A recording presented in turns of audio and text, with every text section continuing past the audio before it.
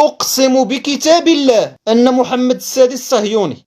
أقسم بكتاب الله أن محمد السادس صهيوني، وأنا خصيمه أمام الله عز وجل. أقسم بالله العزيز الجبار أن محمد السادس صهيوني خبيث. نشرت لكم بعض الرسالات التي كانت منشورة في الجريدة الرسمية. حاكم المغرب يهنئ المقيم العام على قتله للمغاربة. اول خطوه داروها تيستهدفوا المرضى المغاربه اللي مسكين خاصو شويه ديال الدم، تيديروا ليه الدم فيه السيده. اليوم اكون او لا اكون من الاخر، وتنقولها وتندعو كل المغاربه الاحرار ان يساندوا الاخوه الصحراويين، وتنتمنى من الشعب الجزائري يساندنا حتى نحمل السلاح. اليوم ما بقاتش سلميه نتمسوا في الاراضي ديالنا. التاريخ قرانا انك تجيب الاجنبي العسكر تدخلوا لبلادك، فقدتي السياده البلاد ديالك. جاء مستعمر جديد ومن حقنا. ابن المغرب هذا يكشف، وهو قاضي على كل حال، هو قاضي. هذا تم طرده من المروك بسبب ظلم العائلة العلوية المتصهينة. هذا السيد يكشف واحد الأمور، أن يقول لك ثقافة، هدرة ثقافة وهدرة واقعية، أمور تندى لها الجبين، وفي الأخير يستنجد بالجزائر. لماذا يستنجد بالجزائر؟ وش هو السبب؟ نخليكم تشاهدوا هذا الفيديو الأخير بلا ما نقطع لكم حتى كلمة.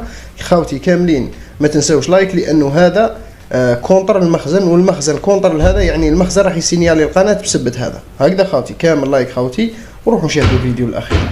ترى الشكاية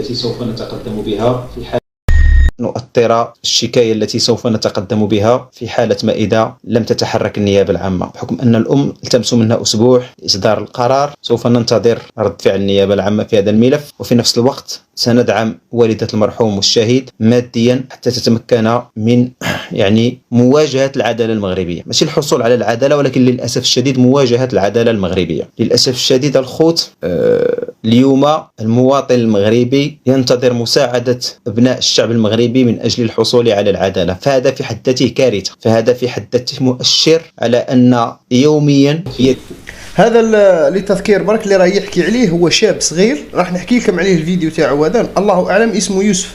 تم تصفيته من طرف المخزن لأنه كان يهدر في كلمة حق ضد العائلة العلوية، وما عجبوش هذه الفكرة تاع التطبيع والتصهين. هذه تم تصفيته، جسديا مات، وزيد بزياده ولاو يهدوا في الوالده نتاعو انها تجبد روحها على العداله، سينو تخلصها هي ثاني مع بنها. هذه هي العائله الصهيونيه، راك فاهم. والامثله كثيره لهذا الذبح.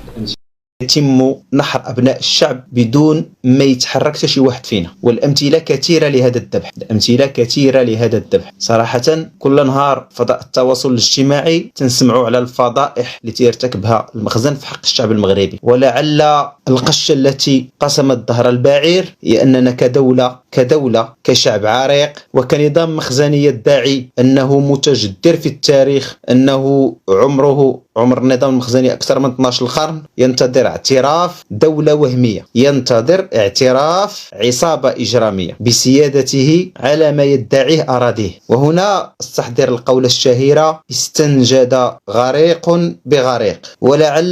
ولعل هذه الخطوة التي ارتكبها الصهاينة ستكون الأولى والأخيرة في نحرهم. هم طامعون في حكم شمال إفريقيا كمدخل، لأنهم يظنون الآن أن الشعب الفلسطيني له فقط بعض الهنيهات، ومن ذلك يستكملون استعمار الأراضي الفلسطينية. للأسف الشديد بعد أن زرعوا في خضم السنوات الماضية رجالاتهم على رؤوس الدول اللي نقد نوصفها بالمرجعية الإسلامية، اللي الأغلبية ديال السكان ديالهم مسلمين، وضعوا على رؤوسهم صهاينة. شكون واضحين؟ محمد السادس اليوم ثبت مما لا يجعل هناك مجالا للشك أنه صهيوني ولد صهيوني، وأن دماء الصهاينة تجري في عروقه. وسأبتدئ هذا النقاش بسرد قصة أحد العبيد الذي يدافع عن سيده في كل حدث وبس. تكون قصة تصورية باش نقربكم من الصورة ديال تلك التعليلات الواهية التي ينهجها البعض ويحاول أن يقنعنا بها البعض للقول بأن ما أقدم عليه النظام والذي تجاوز التطبيع مع الصهاينة بكثير، اليوم أصبح المغرب أحببنا أم كرهنا أننا دولة صهيونية، وسكوتنا يعني أننا والصهاينة على نفس المنوال. نحبب اليوم اللي بغى يتبرأ خصو يخرج ويتبرأ، حتى وإن كان المنفى أو السجن أو الموت مصيره. الكرامة والشرف لا يمكن أن يوازنهما شيء آخر، شكون واضحين. إذا قلت غنعطيكم قصة، هذا واحد الشخص، سمعوني مزيان، وغنعطيكم لي فيرسيون د القصة، يعني الصور د القصة مختلفة باش نستوعبوا الدرس مزيان. واحد الشخص لقى واحد البنت دايزة في الشارع، قبطها دارها في السيارات، دار واحد المكان واغتصبها. تيخرجوا علينا العبيد ديال هذا السيد هذا اللي خدامين عنده العبيد ديالو، تيقول لك الخطأ ديالها هي اللي غراتو، هي اللي كانت لابسة مقزب. وهذه التعليلات ديال تجعل الذنب على الضحية رائجة للأسف الشديد في بلدنا، يعني تلقاو ديما التعليل للضحية، التعليل عفوا للجاني ماشي الضحية، للجلاد. إذا قلت قال لك سيدي كانت لابسة صايا ولابسة مزير وبالتالي اغتصبها. دازت الايام نفس المجرم اختطف مرة أخرى واغتصبها، غير هذه المرة هذه المرأة كانت لابسة خمار ونقاب وملابس واسعة. فجاء نفس الشخص وقال لك أن هذه السيدة هذه ما كانت خصها تخرج للشارع، ما كانت خصها تخرج للشارع، تحمل مسؤوليتها، هي اللي خرجت للشارع. يعني شفتوا العلة الأولى، لقى العلة الثانية. دازت واحد الايام عاوتاني نفس المجرم مشى دق على واحد الدار، من تفتح الباب دخل واغتصب واحد المراه وسط دارها. تيخرج عندنا نفس العبيد تيقولوا لنا لا، اجدها تفتح الباب، اجدها تفتح الباب، كانت خصها تفتح الباب. داز واحد الاسبوع جا نفس المجرم دق على واحد الدار اخرى ما فتحوش ليه الباب، ريب الباب، هرس الباب ودخل واغتصب المراه. التعليل ديالو اسكنها كاع عندنا في هذه البلاد هذه، علاش جايه ساكنه عندنا في بلادنا كاع اصلا. يعني كيف ما درتي اليوم غادي يلقاو لك تبرير للجرائم ديالهم، غيلقاو لك تبرير الجرائم ديالهم الخوت، وتبريرات لا يتقبلها حتى الأحمق ولا يصدقها حتى المجنون ولا تنطلي حتى على الميت، فما بالك الإنسان الحي العاقل المتزن. اليوم غيحاولوا يقنعونا أن بلاص ما الصحراء يديو خوتنا اللي تشتركوا معنا في الدم والأخوة والإسلام واللغة والتاريخ، يديوها الصهاينة المجرمين. تصور معايا اليوم تعاد اتفاقية الحماية من جديد. علاش؟ لأن المخزن متأكد المخزن أن الشعب اليوم أصبح يفكر بشكل جدي في عزل الملكية كما وقع مع أجدادنا 1890 ورجع لقدام، يعني 1990 حتى 1912 بدأت القبائل تثور على هذا النظام الفاسد الصهيوني، فاستعان بأوروبا لقتل الشعب المغربي. تعاد التجربة اليوم أمام أعيننا أخوتي الكرام، تعاد التجربة أمامنا اليوم. في نفس الوقت يطحن الشعب المغربي، تقتل الوطنية في الشعب المغربي. سمعت قبيله واحد التعليق، كرهونا في هذه البلاد، كرهونا في هذه البلاد، وما أدراك ما كرهونا في هذه البلاد. ردوا البال أخوتي للتعليق. عدد كبير من الناس اليوم تيكره أنه مغربي وينتظر فرصة واحدة ليترك هذا البلد، ينتظر فرصة واحدة. والله اليوم نسبة كبيرة من المغاربة لم تعد قادرة على حمل السلاح للدفاع عن هذه الأرض الطاهرة الشريفة. نسبة كبيرة من المغاربة اليوم حكم أن ربوا فيهم بعد الأنانية، قتلوا فيهم الوطنية، خلوهم تيفكروا في شي حوايج خطيرة. وبالتالي المشروع الكبير ديال الصهاينة بدأ في المرحلة الثانية، سنوات وسنوات وهو يحاول ترويض بشكل مباشر الشعب الفلسطيني واغتصاب حقوق الفلسطينيين، ولكن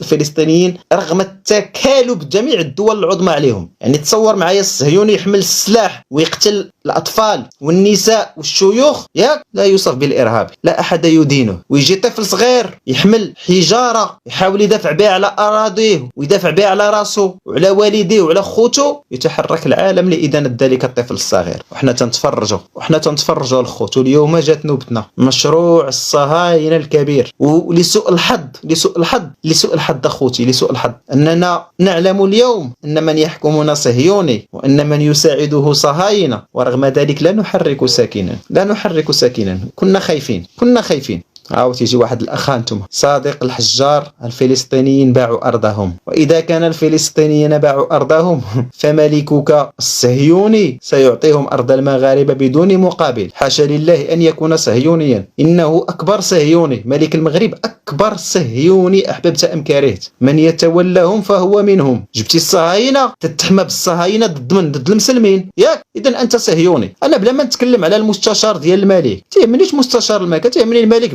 بذاته، الملك بذاته صهيوني. سالينا تحالفتي مع الصهاينة فأنت صهيوني. أنا أتقلد بهذا الكلام أمام الله عز وجل، أقسم بكتاب الله أن محمد السادس صهيوني، أقسم بكتاب الله أن محمد السادس صهيوني وأنا خصيمه أمام الله عز وجل. أقسم بالله العزيز الجبار أن محمد السادس صهيوني خبيث من الآخر. فاش المزح؟